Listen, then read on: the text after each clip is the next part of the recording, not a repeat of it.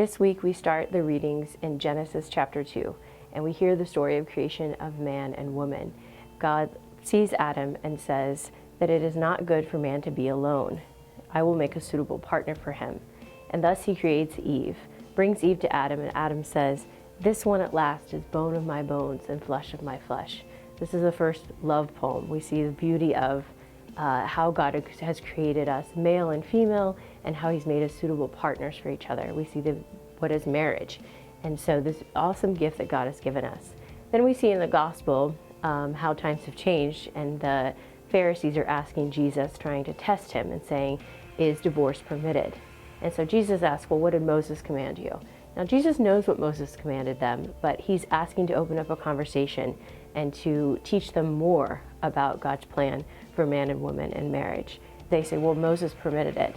And he says, because of the hardness of your hearts, Moses gave this commandment. But from the beginning of creation, God made them male and female. For this reason, a man leaves his father and mother and is joined to his wife, and the two become one flesh. So Jesus gives even more understanding of the gift of marriage.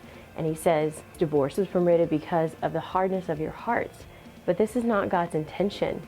And so because of the hardness of your own hearts, you're not receiving the fullness and the greatness and the beauty of the gift that God has for you, because you are closed off to it. You can't receive because you yourself have put this hardness in your heart. So this week, we want to focus on identifying what the hardness is in my own heart, and then asking God to remove that.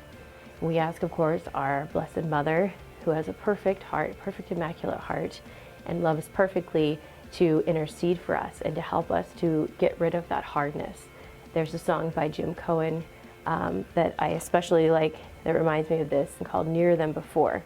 And the lyrics say, Lord, take the hardness from my heart, roll away the stony part, and fill me with a love that's true.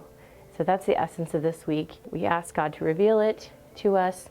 We ask God and Our Lady to soften it and take it away so that you can receive the fullness of everything that God has for you. May you have a blessed and fruitful week.